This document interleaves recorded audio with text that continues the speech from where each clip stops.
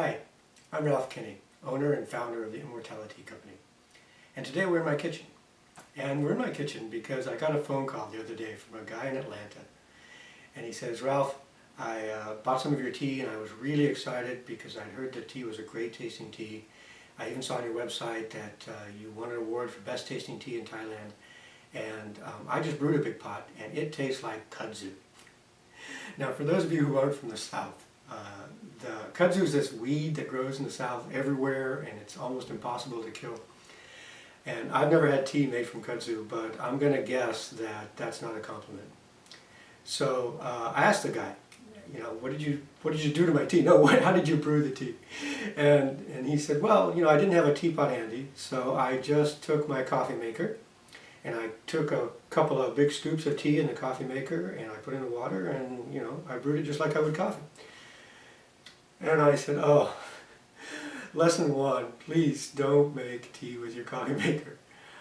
So that's an extreme example, but the most often question we get asked from your emails or from phone calls is what's the right way to brew Jiaogulan? So what I thought I'd do today is spend a little time talking about what I do when I brew Jiaogulan. So, you know, you can make brewing tea really complicated. I've studied Gong Fu Chai, the Chinese method of making, a traditional way of making tea. And, you know, I love it. It's great. If you have a chance to experience it, I really encourage you to give it a try. But most of the time when I want tea, I just want a cup of tea. So, you know, I keep it pretty simple. And there are really three things that you want to think about. And I call it the three T's. There's the temperature, the tea, and the time. So let's start talking about temperature. And with temperature, I want to talk about water quality. Obviously, the water quality that you use when you make your tea is important. In most developed countries, the water is good enough that you're not worried about safety. But the chances are that your local municipality or water authority used a lot of chemicals and chlorine to make that water safe. And those chemicals and chlorine will show up in the taste of the tea. So, my suggestion to you is to filter your water. And there are a lot of ways to do that. Reverse osmosis systems are great, a little bit expensive, but they do a fantastic job. You can just use one of those little Berto filters where you pour the water through a filter. Or you can give what I do in my kitchen a try. This is just one of those filter systems that you attach to the faucet. It took me maybe 5 minutes to do it. It wasn't very expensive, and it does a pretty good job. So, whatever way you do it, just try to use the best quality water you can. You could use, of course, bottled water. I don't suggest it because it's expensive, and just environmentally, I don't think it's maybe the smartest thing to do. But use good quality water. And then let's talk about the temperature of the water.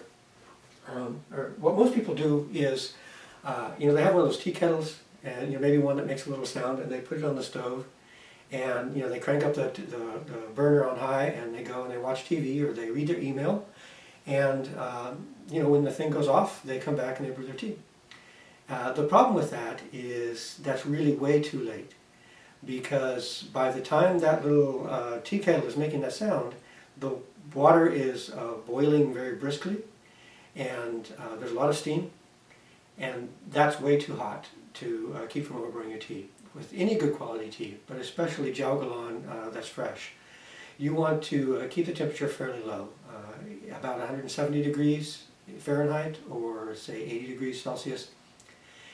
Now you don't have to stand there with a thermometer in the water. Of course you could, but just listen to it, and when it starts to make that bubbling sound, or if you look in the pot and you see those little bubbles forming on the bottom of the pan and they're floating up, then that water's ready to go. The Chinese call that fisheye water, and that means that the bubbles are about the size of a fisheye, and that's water that's hot enough. So what I use is an electric tea kettle. It has the same problem that the tea kettles with the whistles have, which is that by the time it tells me that the water is ready, it's actually too hot. So I don't wait for it to go off. I listen to it, and I can hear when it's ready to go. And so I'll just put a little bit of water in here, using the filter system.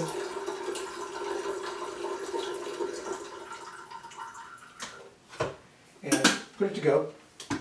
And while I'm talking, I'll listen to it, or I'll try to. I hope I don't get too busy talking that I forget to listen. And when it starts making that sound, I'll know that it's ready, and we'll be ready to brew the tea. So let's talk a little bit about the tea. Of course, the quality of tea is important, but I'm assuming since you're watching this video that you're using our teas, and so I'm not going to worry about that. I know you have a great quality tea. But let's talk about the quantity of tea. First of all, a quick preview. You're used to seeing our tea in these in the green bags, and starting in February, it's going to start coming to you in these gold foil bags. Not because the color is cool, but it is, but because these bags are resealable. And for a long time, I wanted to get them to give you guys resealable bags so that the tea would stay a little fresher for you. So the tea will be coming soon, February. It'll be in these bags. Jiaogulan grows in these 5-leaf clusters, and we work really hard to keep the tea in those clusters. So when you get our tea, it's in these little clusters like this. And I recommend about half a teaspoon of tea, or about a gram, for an 8-ounce cup of tea. And that's not a lot of tea. If I take a measuring spoon, which I usually don't bother with, I just eyeball it. But this is about half a teaspoon, so it's really not very much tea. And I use a ceramic teacup like this, and it has a little filter built into it, which is pretty convenient. But you don't have to use this. These are inexpensive. I think I got this at Cost Plus. But you can use a tea ball or any filter system that you want. Refillable tea bags are a good way to go. Or you can just put the leaves in the cup, and they'll float down to the bottom or settle to the bottom, and you can drink the tea straight away without having to worry about accidentally eating the leaves. Although you can eat the leaves, it's fine. I put them in a smoothie every morning. But okay, so I'm going to use a cup like this, and I'll put about half a teaspoon of the tea in there. And I can hear that the tea is ready to go when it. So I'm going to turn it off before it says it's ready. And we'll just pour the water in there.